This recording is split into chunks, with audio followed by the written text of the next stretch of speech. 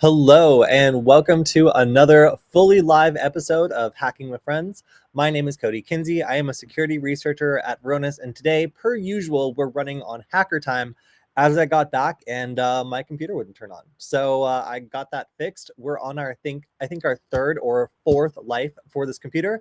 But anyway, it's good to see everyone here. There's already, there's already like 20 people in the chat. I've got time for all of your questions today. I'm going to be talking about some really cool things that just happened on my end, such as a new case design for the Nugget, which is really cool. And then also talking about some of the interesting things I learned about Meshtastic while I was at San Francisco and had my first conversations over Meshtastic, as well as found out how many nodes there really are out there. So as I saw in the chat, while I was starting up, everybody is talking about Meshtastic. And it's an interesting question as to why. You know, like there's a lot of people who, there's this like weird Venn diagram of people who are interested in this, and hackers are kind of like firmly in the center. So if you haven't heard of this and you're wondering why it's in the headline today, I get the feeling that this is going to be a topic in conversation coming up in the near future, because hackers are going to use this for all sorts of interesting things. Imagine a distributed network where every node acts as a router, and you're able to create a very, very large network that's able to send packets and do all of this without a license over a very long range and without breaking any laws. You also are able to do some things that amateur radio people are not typically allowed to do, like encrypt your packets, which has given rise to a very popular application called Meshtastic. So the reason why so many people kind of are coming into that from different communities is if you're like a survivalist kind of person, if you're a communications kind of person, if you're an off-grid kind of person, this is very interesting to you. Suddenly you're like, ooh, I'm like my own cell phone repeater or something. And I saw a lot of videos online talking like, cell phone killer. It's been a good run, cell phone companies. And that's just not true. This is like maybe like a pager, you know, or like something where you can send like short text messages in terms of what kind of data you can deliver. But a lot of people are really interested in this. So I want to keep talking about it, especially because I know the cost of these things is going down and down and down.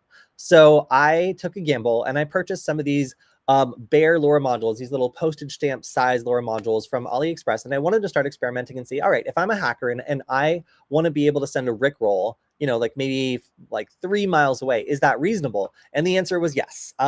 In the last video that I posted, I was talking about last week, I actually did a video on showing off exactly how we tested and I got over a mile of range. And that's just because that's as far as my drone would go. I was actually able to get it to work a lot further. I just couldn't really record the distance very well for the video. So this has a lot of applications. A lot of people are talking about these LoRa radios and then all the cool stuff you can do on top of it. There's things like ATAC. There's also some like other crazy geo sharing stuff that has like a little map and then it updates things based on people around you sharing information to create like a meshed like map of available or discovered things. It's all really cool. So I just wanted to talk a little bit about that and share some of the results from San Francisco. However, I'm also here to answer questions. And first, and this one's a little left of field, will AI replace hackers? So I don't think that AI will replace hackers in good common sense, depth of knowledge of particular systems and how they work together, and then like being able to think outside the box. I think that AI is not necessarily like super good at that yet. And that's something that will be still something that it's good at for, that we're good at for a while. But I guess where I'm starting to see like some creep is like in a recent story I was covering, talking about like how Google does their payouts for bug bounties. Like if you don't write it up properly, and if you don't have a really well-structured with like suggestions and something and all that stuff, way of delivering the news of what you found, then like they'll only pay you basically half. So I think that AI in some ways can help hackers kind of like supercharge themselves a little bit and maybe be able to write better documentation or do other things that might have been a bit tedious. But at the same time, they're still going to need a lot of those core skills to get things done. I think a lot of low-level tasks, though, like sitting there and determining if an alert is suspicious or not, like a lot of that is already being handled by AI. So it's like hacking is such a huge industry. We have everybody from like SOC people that are like doing incident response, and in the security operations center, we have people who are doing education like me, and then we have pen testers and blue teamers, and like there's lots of us out there. So I don't think it's going to wipe us all out, but I do think it will replace at least some aspects of people's jobs where it's more about processing large amounts of data or making decisions based on that data, and less about like experience, I guess, and like knowing knowing like what constitutes an incident based on like human factors that AI just like doesn't quite understand yet. That's a really good question though, and I think it's one that's going to come up a lot. All right, so what Meshtastic device is the best? So I have a bunch of them, and I have different. All right, I have a lot of information for you on this. So first off, this is a little Heltec. I forget the exact model. I'll pull it up. But this is a very recognizable Heltec model. I think it's like the V3. It's like the ESP32 V3. It uses an ESP32 S3. It's got, I don't remember the exact LoRa radio in here, but it's got a omnidirectional antenna that is packed away in this little injection molded case, and it's actually quite nice. I like it. It's got a little screen, and when you plug it in, it's an OLED screen. It's very like typical of this type of device, and you'll see information about incoming packets. Kind of goes off the screen a little bit, but the intention is that this has Bluetooth, so you connect to this on your phone, and then it connects to your phone to send information about like packets that it receives, but also it can get your GPS position from your phone if you want it to, and share that to other nodes to determine like relative distance and that sort of thing. So like this is a really handy device. It means that it's basically a little client on the mesh network that can, with a pretty decent range, connect to other nodes around it. And I would say as like a just a normal beginner node like this one, the Heltec V3 was my go-to after testing a bunch of them. I really like it, and I think that the case makes it so it's less likely to pull this thing apart or break it. So this is the one that I've been playing with, and I know that a lot of other nodes that I connected to at RSAC were using this. In fact, let me pull up my other screen, and I wanted to show off. I hope this actually works. Hold on. Let me make sure I'm sharing the right thing. It is this one. Sorry, there's like GPS data here. All right, yes, it is this one. So at the conference, while you run this, it actually builds a little map of all the other nodes that are sharing their location. And in this case, I was able to see that a lot of these were actually this Heltec V3 just by looking at their information. Some of these were mobile nodes that were moving around and sharing their information as they moved, but most of them were fixed nodes. And in the San Francisco area, there was so many, like there was really a lot. So I guess that's the only one I have. But yeah, so I noticed that when I was in Los Angeles, when I was in a couple other places, I didn't really see a lot of other nodes, but out in San Francisco, especially around the conference area, many different booths were actually running nodes. And I would say the majority of them were some variant of this Heltec V3. So second up to that is it in my pocket? It sure is. I don't know if you heard that. Is this e-paper module. So like e-ink, sorry, e-ink. So this e-ink module is really cool. It uses a e-ink display that is currently showing a message, even though it's off. And that's because e-ink doesn't need any power to have a message on the display. It just needs power to change that message, which is really cool. Now, what do I like and dislike about this case? I love the way it looks. It's very pretty. It's got acrylic on either side that kind of is supposed to protect the electronics. And it also comes with a big, like 5 dBi, like omnidirectional antenna. Like it's cool. I believe it's 5 dBi. Don't quote me on that. So pretty powerful omnidirectional antenna. Beautiful case. What do I not like about this? Well, did you hear that screw fall off? Now I have to worry that if I close my MacBook, I'm going to shatter the screen because a tiny little screw from this just like fell off. That's the third time that has happened. This little screw together enclosure actually sucks. Like a snap together enclosure is far superior. This gets rattly from vibrations and slowly works itself apart. And it also pulls on the omnidirectional antenna because there's no particular place for it to go. So eventually the antenna either pops off, or even worse, it might pull off the SMA connector on this board. So while I love e-ink in general, I think it's really cool. And I actually do like this design. I would say if you're going to get one of these e-paper modules, they're cheaper than the other ones I've experimented with. However, you are not going to want to put it in your backpack and walk around with it the way that I did. It invariably came loose or got destroyed. So yeah, don't really recommend this one. So the last one that I've been working with is actually upstairs, currently connected to several nodes in my area, which is really cool. It was, I believe it's called a T-beam. And the idea is that it has no screen, like at all. You connect to it over Bluetooth, and it's basically, it's got two separate antennas, and it is more designed to be like a router. So it's designed to have longer range and kind of be able to connect to a bunch more nodes and exchange packets. So that one is the beefiest one that I have. And I've been like taping that in the window of my hotel room as high as I possibly can and getting really good range and basically acting as a node for all the other devices in the area through me. So it's been pretty nice to use as something that's in a fixed position. So those are my 3 recommendations if you're looking to get into this currently. I also have my own LoRa plans in the works. And for the upcoming Layer 1 conference, we are going to be in Pasadena doing a number of soldering workshops, doing a number of hacking workshops, and one of them is going to be covering LoRa, and we just got brand new boards for it, which I'm really excited about. So let me look. I just talked a lot. Let me take a look through through the comments and make sure I'm not missing anything. Many viewers want those old style videos like the ones you did on Nullbyte. Yeah, I actually just still do those. So if you check out the radio channel, we still make content like that. It takes a lot of effort to make those. So I definitely appreciate the support if you like that. And also the Nullbyte channel itself might actually be buying a couple more episodes. So it went through a couple change of hands. A lot of people don't know that I never owned the Nullbyte channel. It was always owned by a company called Wonder How To, who went out of business during the pandemic and sold it to another company. So they reached out to us and they seem interested in producing some episodes soon. So we've got some really great ideas lined up for that. So yes, if you are hearkening for the days of, old Nullbyte, I am too. But we do make videos like that still. I just want to make way better ones with a bigger budget, So look forward to that, possibly by the beginning of next month. So yes. Let's see. Programmers will go first. Yeah, honestly, I think that of all the things that will be replaced by AI, like some of these previously like safe and like almost a little bit snobby like jobs like computer science and programming like might be some of the first to go.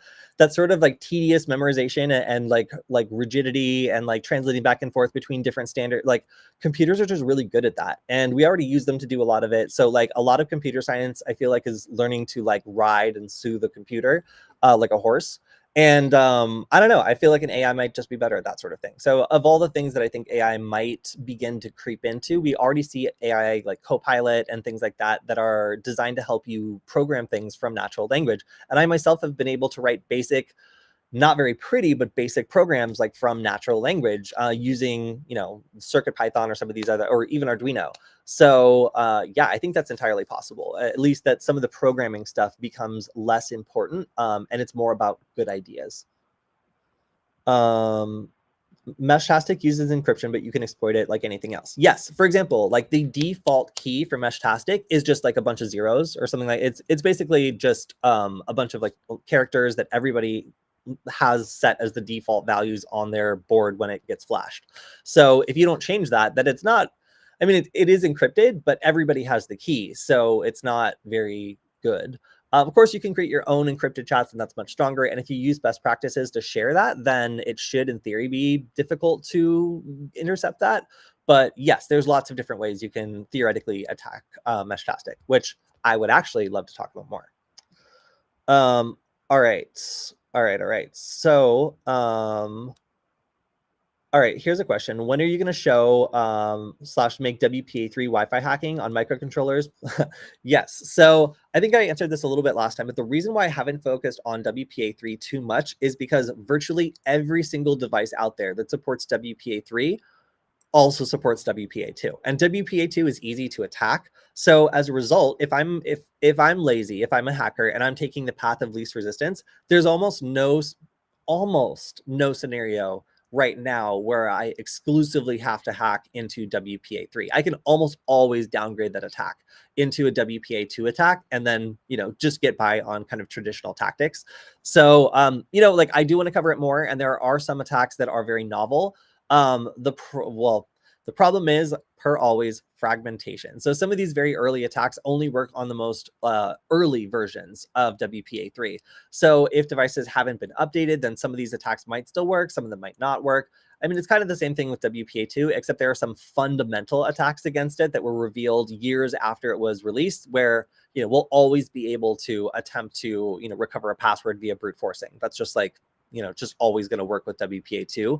WPA3, we haven't really found anything that's fundamentally super broken with it, except for the fact that it's very expensive. So there's a lot of denial of service attacks that I think would actually be pretty easy to do with a microcontroller that supports WPA3, where you basically just exhaust it by sending enough requests that it has to do this new and much more expensive encryption algorithm to be able to verify that a device is attempting to connect and is allowed to connect. Because that new algorithm is much more expensive for processors, it's pretty easy to actually exhaust the router and cause it to like freeze up or reboot or otherwise not have any more resources available to process legitimate requests. So that's kind of like the majority of the attacks against WPA3 right now. Like I wouldn't call them, it's not the same as like a deauthentication attack, but if the end result is that the router can't process anything anymore, then I mean, I guess it kind of is. All right, so here's a question that I am barely qualified to answer, so let's do our best. Should I go to college for cybersecurity or computer science for becoming an ethical hacker? I would say cybersecurity, and here's why. When I went to school for, I wanted to basically learn programming in the context of ethical hacking, and I was super clear about that. And I went to my community college, and I got into a computer science class, and the attitude of the computer science teacher was crazy. He would regularly confuse different languages while he was teaching them. If anybody pointed that out or asked questions, he would tell them that they like hadn't paid enough attention and kind of just like make them feel less confident in themselves and like undermine their confidence. I got into student government because I found computer science, at least at some of the places that I went to be so difficult to get into or to find like really good teachers that we started bringing in outside expert to explain concepts to the students because we thought that there was such a gap in the education. That's not going to be everywhere, of course, but there are a lot of perfectly good schools that have just messed up computer science courses. And my experience has been that they don't really encourage you to do things like networking, Linux, like some of the other things that are in my mind really, really critical to like ethical hacking. I didn't learn at all in my computer science classes. I didn't learn any command line utilities. I didn't learn about Linux. I didn't learn about networking at all, like how devices connected to each other, how to ping, how to like verify connectivity. All that stuff was ignored in favor of just like computer science fundamentals. And that's great, I guess, if you want to get into theoretical stuff. But if you want to do, I don't know, like if you want to spend your time working on projects that require a lot of technologies overlapping, as hackers tend to, then I would say like focusing on like cybersecurity or something like that, that brings you through a variety of different disciplines would probably prepare you better and give you a broader base of understanding for what's going on. Because failing one networking class was enough to teach me more about the way the internet works than all of my prior education at that point. So yeah. Okay, so I also wanted to give a shout out before I forget. Let me drag this over to the other window that I am sharing. To our often guest, Angelina. So she is at it again. And last year she made the Meow Mixer badge, which is a very cute beginner soldering badge that was designed to make people feel comfortable about soldering while still getting something really cool and kind of delightful. So this year I was talking with her about what we should do. And of course, she's an aerospace expert. So we were trying to find something that would be cool for like maybe Aerospace Village or like some other things that we do around planes. And especially if she's going to be doing more classes around it, we were like, oh, like, wouldn't it be cool to maybe have like the required like safety lights for an airplane with like a little 555 timer or something. So this is what Angelina's been working on. The design has since changed a little bit, but I just wanted to show off the early stages because it is so incredibly cute. So in subsequent designs, oops, sorry, your question is still pinned, even though I answered it. So in subsequent designs, there's also some additional like art on the engines and the cockpit and stuff. And I think she changed the cockpit back Oh, she changed this like further back, so the cockpit's just kind of stylized. But I just really love this design. And if you're going to be attending Aerospace Village, or yeah, if you're looking for more cool aerospace hacking stuff, make sure to follow Angelina. I will tweet this out and include her socials, because like I really I think that this is so cool. And I love every time she makes one of these designs that has like a very basic electronic component and then a badge built around it that makes something cool. So this one I really like, and I thought was just awesome. Let's see. Uh,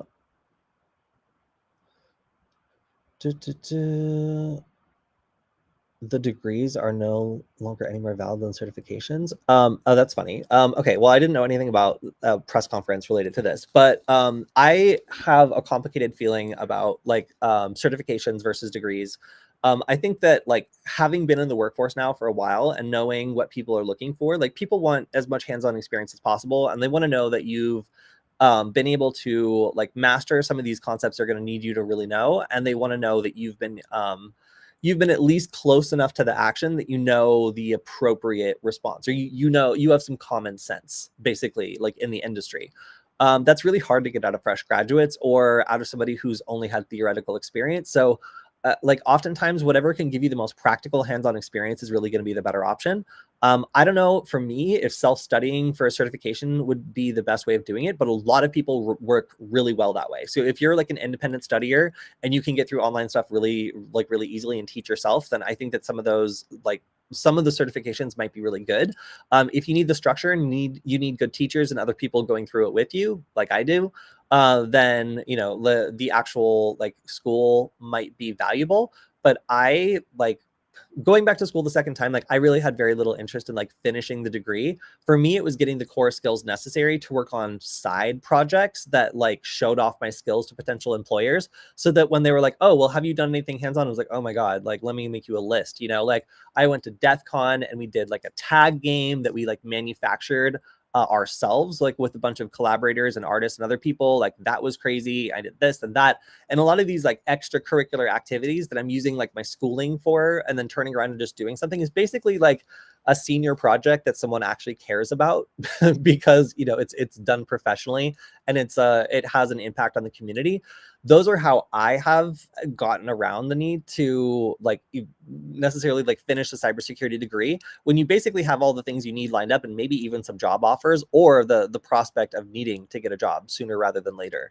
So yeah, that's my take on it. I think certifications can be great for people who are self-motivated to study, but the support in theory, the support of a good teacher and fellow students who are working with you to like build skills and like understand like how things work together. Like I found that those were very valuable to me, and I would tend to go the school route, especially if you're in a state like California where you can get school for free at any community college and not accrue any student debt. Because I know that the cost of this is a really big factor for most people. And I was lucky enough to be in a state where they provided schooling and I could go back and basically learn whatever I wanted, which I feel should probably be available to more people, but whatever. Yeah. So for me anyway, that had a huge impact on my calculus because I didn't need to make the decision about spending, you know, a ton of money on accruing student debt. A lot of people, that's going to be part of their calculus, and they'll have to decide whether or not it's worth it to go into a program versus maybe just studying really hard, like on their time off and getting a certification that shows that they already know this stuff, especially maybe if they had a job that already exposed them to some of this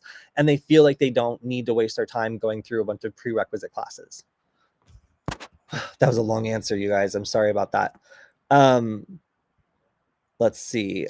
Oh, yeah. Highly recommend just figuring out which conferences Angelina is speaking at and just making friends there. Yeah, I would also recommend that because Angelina is going to be at a lot of conferences. Like it will be, I think that she's going to be speaking at Layer 1. So if you're going to be in Pasadena, I'm going to be speaking at Layer 1. She's going to be speaking at Layer 1. We're going to have a booth there.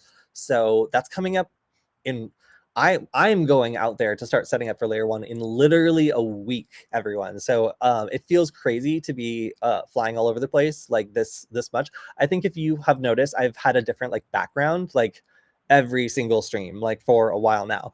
So yeah, we're getting into that season where like things are popping off. There's going to be a lot of conferences happening. We're looking at even more conferences to go to. So yeah, it's very exciting. But anyway, if you're going to be at Layer 1, Angelina will be there. and you'll be able to ask your aerospace hacking questions. And we also have a little announcement for layer 1. Oops, sorry. The announcement being, all right, I talked about these LoRa add-ons before for the Nugget. This is our open source design, and I wanted to create something that takes this cool technology and actually makes it so you can attach it to something existing. So I've got a bunch of them in these bags. They're, in my opinion, extremely cute. And I can plug them into the back of a Nugget, and then I can send messages for over a mile. I did the video on it, but you know, I just wanted to polish it up a little bit. I felt like something was missing. I wanted to make sure that if we were going to release this, that it was not just functional, but also stable. So my primary design critique of the last one was you can't really plug anything into it. And the first thing I wanted to do was make a sensor or I don't know, like a temperature monitor or something like that, and then have it report back its status over LoRa. I was like, that would be cool. But once you plug this in, you can't really plug anything else into it. It's kind of like, that's it, it's done.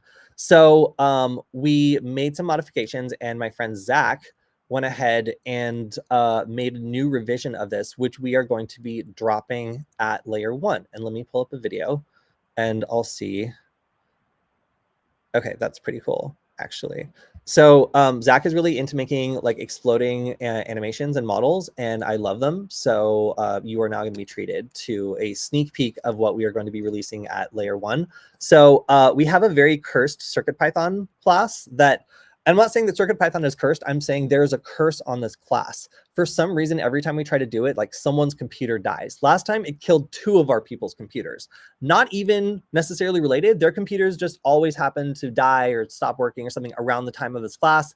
It's just some weird thing. So we are shifting over our CircuitPython class to instead covering this new LoRaPaw. And all right, here we go. Here's the reveal. So not everything's on here. There's some secret art and some other stuff that you'll have to see it to imagine and comprehend.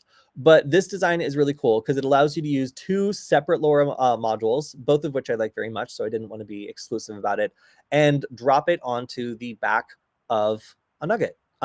So this works on our new special prototype Nugget and also all USB Nuggets. And anybody that has one or picks one up at the conference can also grab one of these backpacks. And yeah, I really like that this one also allows you to use both radios simultaneously. I don't even know what you would need that for, you guys, but I'm sure you can think of something. Maybe a simultaneous repeater, maybe a signal hunter, maybe, I don't know, it's up to you. So this design is cool because it's going to come default with this little postage stamp looking guy, which I have bought 100 of from a sketchy anonymous Chinese supplier.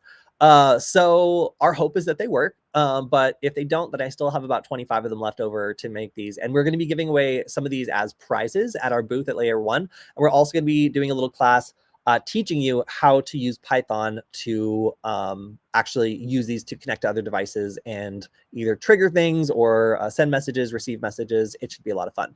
So if you're interested in long range stuff, if you want to check out this new design, we're going to have them at the conference. It'll be the debut of this design. And this is going to be the stable version of our LoRaPaw. The previous version was a lot smaller, but like I said, once you plug it in, it doesn't really do anything else. You can't, there's just like not room for anything else to be plugged in. So this design has a SPI bus or a SPI bus, depending on how you say that.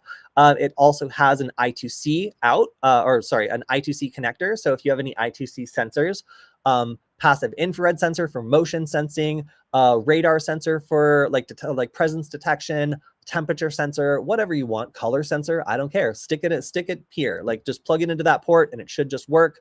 And then on the other side, I have a UART connection. So if you have a UART device, you can do that here. There's a lot of GPS units that are UART devices. So if you wanted to be broadcasting your GPS position or like pulling down a really exact time for synchronization, then you can plug a GPS into this little UART port on the side and you're good to go. So I love this design. I'm honestly very delighted by it. And I think it's got a lot of cool stuff. It's basically just like a big upgrade to the existing USB Nugget. So yeah, wanted to share this. And also our team member, Autumn, also really likes making exploding animations. So she contributed her own exploding animation. And I just wanted to share it with all of you. So shout out to Autumn for making this exploding one. I think in some ways it has even more pizzazz than the original one. I know that Autumn doesn't watch the stream, but hopefully she appreciates that.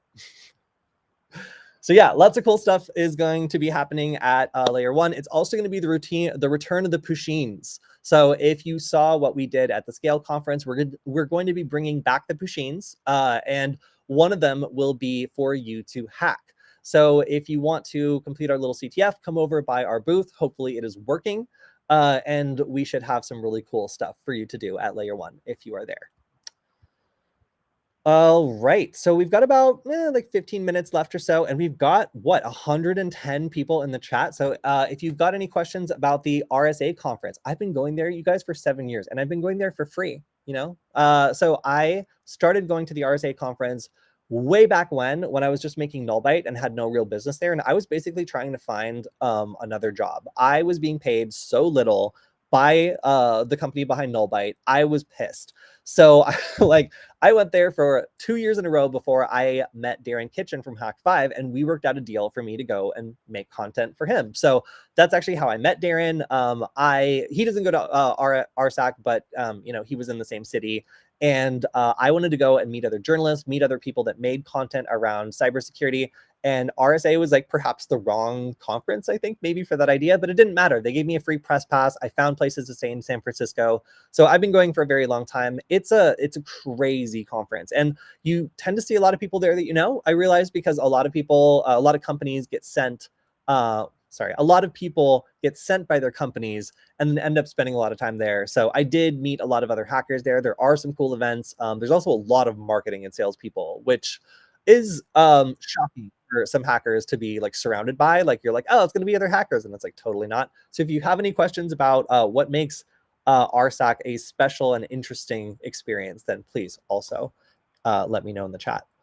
All right, so I see questions about CircuitPython or otherwise Python. Let's see. I want to answer that. Okay, cool. I love this question, and I have so much to say about it. So let me try to be succinct. How is CircuitPython compared to learning Arduino or C++ type variant? I literally have CircuitPython up on the screen. Boop, here it is, all huge. So I really like CircuitPython because for anybody who has basic logic and reasoning skills, a little bit of Python and the experience, and a microcontroller that supports this, can basically plug it into their computer, have it pop up as a USB drive, save a text file, just a Python file, to that device and have it run the code. There's no compilation. You're not forcing your computer to install a bunch of libraries and listening to it get hot and sound like it's going to take off every time you make a change to your code. I think just the pure amount of iteration value that I get from this device, or from CircuitPython and like a CircuitPython supported device, is crazy to me, because I can, you know, make a single change to this, hit save, and it will immediately reboot and start running the code. So is this as powerful as Arduino or C++, something like that? No, it's not. There's not as many libraries available for it. There's a lot that's been kind of pared down or isn't possible. For example, like if you want like a Python library like Scapy, it's not there. They don't have it. There's some libraries that do maybe something kind of sort of close to that, but you're kind of on your own for figuring out how to make it work the way that that would typically work. So if you're a Python person and you're really comfortable with Python, moving to a microcontroller is going to be a little bit confusing and maybe disappointing in maybe how little is supported and what kinds of decisions have been made for you. But there is a different fork of that project, MicroPython, which CircuitPython is actually built on. And MicroPython tends to let you go a bit further and have a bit more options. I find that the documentation for MicroPython is a little sketchy sometimes, but a lot of people that want to get into the nitty gritty of things work on that project, and you might find it to be a bit more technical, I guess, than CircuitPython, which is designed to be more beginner friendly but less powerful. Now, the advantage of C++ and Arduino is like you can find a library for anything. There's excellent documentation, and you know, it really does have the power behind it. If you want to go even further, then like tools like Espressif IDF really allow you to like unlock the magic behind these microcontrollers, but take a lot of time and energy to learn. So if you just want to start messing with microcontrollers and do something like make a grid of NeoPixels rainbow or send a message over LoRa, this is my LoRa test code. It's unnecessarily long. It's 106 lines. And almost all those lines, as you can see, is documentation. It's almost all just comments. When I condense this, it's like maybe 50 lines. So being able to set this up, this will actually execute a Rickroll when it receives a certain packet. And that's pretty easy for me to write. I didn't have very much trouble doing this. I was able to adapt a couple existing examples. So if you can kind of follow along with what's going here with CircuitPython, based on like a Python background, I'm setting the radio frequency. I'm telling it what pins it's connected on. Like, this is not like rocket science compared to some of the things with C++ where you would really need a little bit of a background in computer science to be effective with it. But yeah, so that's I constantly go back and forth between using CircuitPython and Arduino because of those trade-offs. If I need to make more of like my previous development cycle, and I guess it's actually currently still my development cycle, is I will go and I will make a really rough and dirty prototype that shows off a proof of concept, something that's a really good idea. And then I will go and work with someone else to develop that into a C++ or Arduino version that is smaller, lighter, more efficient, and more powerful. So that's really like the process I like to follow. Like, if you have a rough idea and you can show and prove that it works in CircuitPython, then actually porting that logic over to C++ is not very difficult. So yeah, like I would say each language has its place. And for a beginner, CircuitPython is it. For an intermediate, maybe MicroPython, and then for more advanced users or people who want to get the most power out of their programs and also don't care about getting their computer hot and waiting for compilation, then there you go. That's going to be C++. Let's see. All right, so I probably can't do this one, and I'll explain why. So we had a lot of trouble around making the null byte channel originally when we would show anything that was too offensive. So I don't know if you guys know this, but we qualify for one of those like YouTube play buttons. Like the null byte channel absolutely got enough views and subscribers and all that. Like, and they will not send it to us. And I emailed them why. And they're just like, yeah, after reviewing your channel, like, we don't want to like come off like we're endorsing like what you're making. So that to me kind of like told me that we are barely tolerated by YouTube. Like, we are so barely tolerated that they will not give us like what they have agreed to give pretty much every other YouTuber for hitting certain milestones. So yeah, if we are that close to being erased off of YouTube, then it doesn't really make sense to me to provoke them any further by engaging with topics that are too malicious. So denial of service attacks, like, they're not very defensible. Like, I don't like, for example, this is a conversation I have all the time. We argue that we are able to teach ethical hacking because we are improving the security of things overall and teaching people about vulnerabilities to better defend themselves. Okay, that's the argument. So if we're teaching kids that, if we're teaching younger people that, then we are allowed to do that, even though a lot of other people get shut down for teaching hacking techniques that are just too easy to abuse. As soon as we start straying too close to things that are really easy to abuse, like distributed denial of service attacks or even just denial of service attacks, we get in a lot of trouble where people start being like, why would you teach like a high schooler or a middle schooler how to disrupt like a business network and potentially get them in legal trouble? At that point, it becomes a pretty convincing argument that maybe some of the things that we could cover and the things that we've considered covering might not actually be a good idea. Because if we do cover these tactics and we don't kind of, I'm not going to say self-censor, but at least like have a little bit of common sense about what things could be easily abused and what things are pretty just generally useful for cybersecurity professionals, we would not have the position that we have today, being able to talk to all of you. So that one I probably will not be able to do. And you'll find that there's some other topics that we've never covered on Nullbyte, Hack5, or Security Forward. And that is generally the reason behind it is we are aware that if we stray too much into certain territory, then, like, for example, phishing is an incredibly sensitive topic. Some of our most taken down videos on Nullbyte were covering open source phishing programs, and we tried to do them as like this is what a phishing attack looks like, but it didn't matter. Like, as soon as they got flagged, YouTube generally took them down and kept them down and gave us a strike on our account. So making cybersecurity content on YouTube is really delicate, you guys. It's something that we've had to get really good at, like determining like what's too spicy. And I think denial of service is too spicy. phishing is too spicy. And then a lot of OSINT topics actually are too spicy. You wouldn't realize this, but it's very hard to do an investigation on like a fake person or something like that. So as a result, most of the information pulled into an investigation that we show off is actually real, and people don't like it when we show off real people's information. Like YouTube doesn't like it. Nobody likes it. So yeah, we have to be really careful with that sort of thing. All right. So I want to also shout out one more place I went to. So I talked last week about Queerius Labs, which is a somewhat relatively new-ish hackerspace, at least in terms of how long hackerspaces are around anyway, in San Francisco that I got to visit, and everybody there was super friendly. They were watching Star Trek when I came in. They gave me the full history of the place, a tour, and an invitation to come hang out whenever. If you're in the San Francisco or Bay Area, you can always check out their status by going to their website and taking a look at their open door. Basically, it says whether or not like the space is occupied or not. So after that first night, I tried to go back again, but it never really lined up because I am a night owl, and it seems like the people there value their sleep, at least some of the time.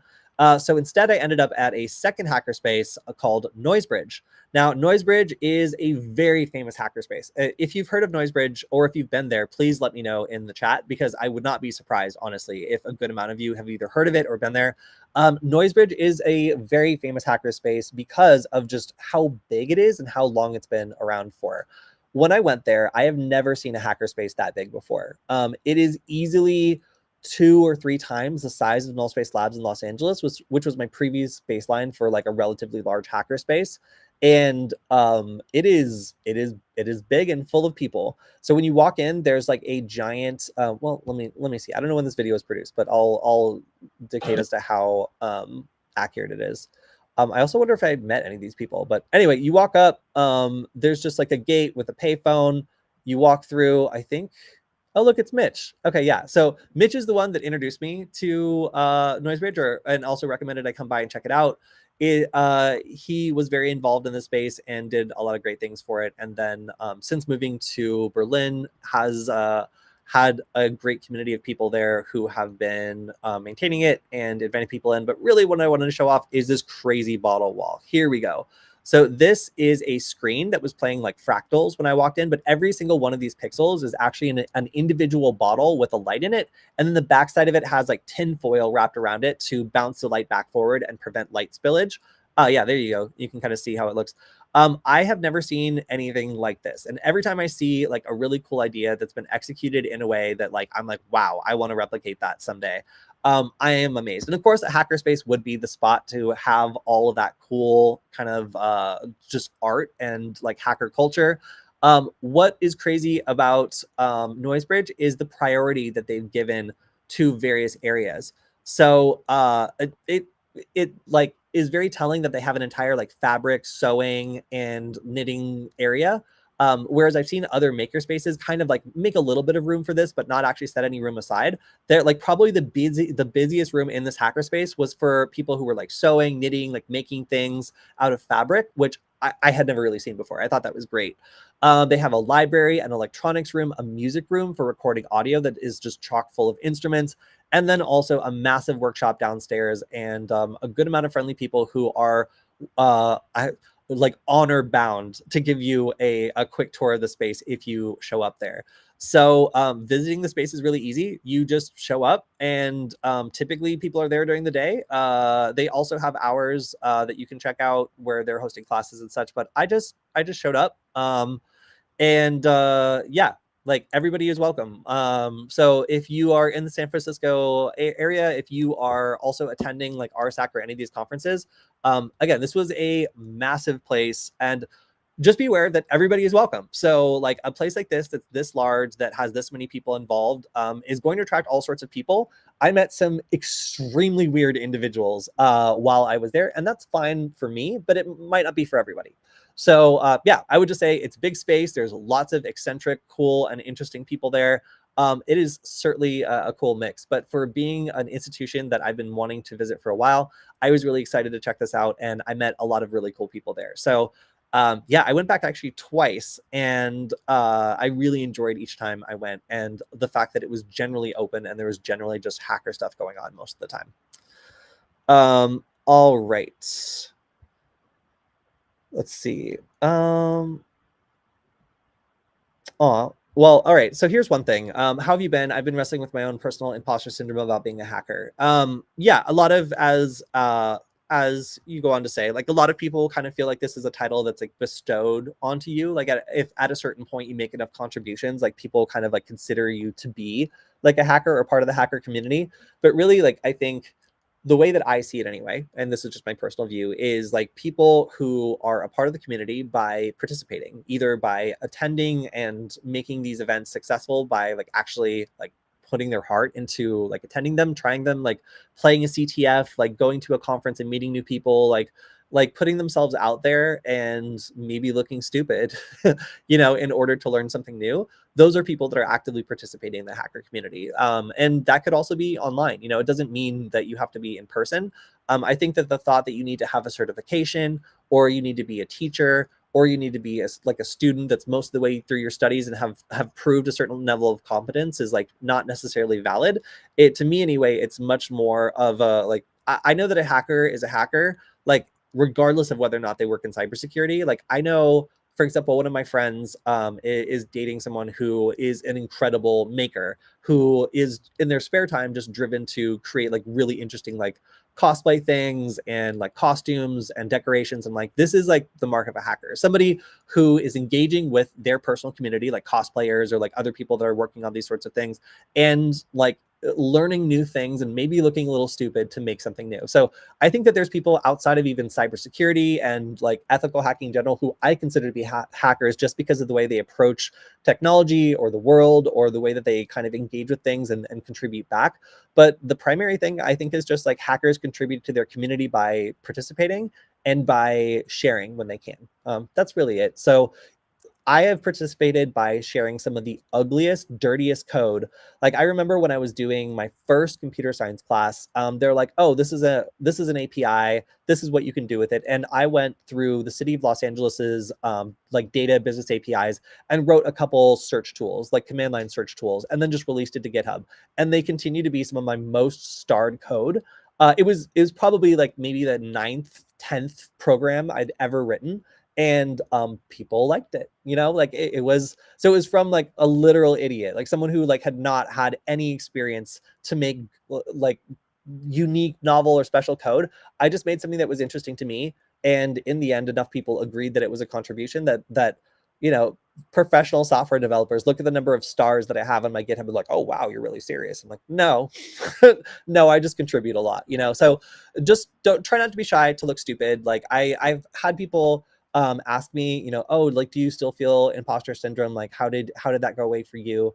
And it's like I've had so many careers where I've been asked to do stupid or impossible things that at a certain point, assuming that you can't do something is not a useful is just not useful to carry around with you anymore, at least for me anyway. So I personally don't struggle with that as much anymore, just because of all the hats I've been asked to wear in my life. Like the hacker hat feels the most natural to me. It feels like what's left over when I take off all the other hats, I guess is the way I would describe it. So having seen what people who are established in the community respected, seeing the way that they act, seeing the way that they behave, and then looking at my own actions and behavior, I'm like, yes, I'm contributing. Yes, I'm teaching. Yes, I'm constantly learning from people. And yes, I often look stupid. If you can tick off half of those boxes, like I would say you meet my definition for being a hacker, just for being able to want to better yourself in this community and being humble enough to not like gatekeep other people or make the space worse. you know so all right, kind of a long response, but I think we are just about done. What are the best ways to hide your tracks while hacking or being anonymous? That's always going to be like a back and forth. So I mean, it depends on what you're trying to do, right? Like, I would say obviously using a VPN is going to be like a very basic step you're going to want to do. Maybe tunneling through Tor. Again, that's going to cause all sorts of flags, as like most VPN endpoints and Tor are flagged as particularly risky by most services, and you'll find that you can't log into anything without doing an endless stream of captchas. So that one would require a little bit more diving into, and also, be legal, be good, behave yourselves. Um, And also, yes, James, you are a big part of the community, and we love you. Every time I come on the stream, if James is not here, I feel a little bit lost. So thank you, James, for being here. It does really mean a lot to all of us, and you are a big part of the stream. I think that's just about all the time we have for today. Is there anything I'm forgetting about? I wonder. I showed you the exploding diagram. You got to see the cool, airplane. Okay, all right. I think that's just about it. So again, we have 1 week until I leave for California to go to the Layer 1 conference. The actual conference is on the 25th to the 26th. So if you are going to be in the Pasadena area, we would love to see you there. And of course, we'll be doing a stream as well as a bunch of other fun stuff there. So stay tuned for more exciting announcements there. And as always, if you want to support the stream, if you enjoy me going live twice a week, every week, and you want to have more guests on the stream, please go to varonis.com/Kody. That's Kody. It lets them know that you appreciate the stream, you want us to keep going, and it doesn't cost you anything. So we definitely appreciate all of you. And we've got some exciting collaborations that are in the works that I can't quite talk about yet coming up for DEF CON. So if you're going to be at DEF CON, then yes, some very exciting things happening there. And we will tell you what we can when we can. So, all right, everyone, thank you for hanging out on the stream today. There was 135 of you, which I still find amazing, because when we started doing the stream, it would be like me, James, and like 10 people. And I know all those 10 people. So hopefully most of you are still in here, although Taekwon Gong, I know you. So yes. But anyway, great to see all of you today. We will see everyone again on our Friday stream where we go over the news, and hopefully we have Killian on. Although I'm also looking for some more guests. I met some really great people at RSAC, so maybe we could get some people from from the IoT Village. And oh my gosh, what's the other one I talked to? Like Physical Entry Village? Oh, no, it's okay. I need to go back and look at the card. But yes, we'll possibly have some people from the villages at DEF CON come on to talk a little bit about what they do, because I think having learned about those villages late, I wish I knew more about them early on, and yeah, all the things that they do at DEF CON, because they're really cool. So, all right, everyone, we will talk to you on Friday. Thanks for hanging out, and yeah, be good. Especially to the person who asked about the anonymous proxying, behave yourselves. All right, goodbye, everyone.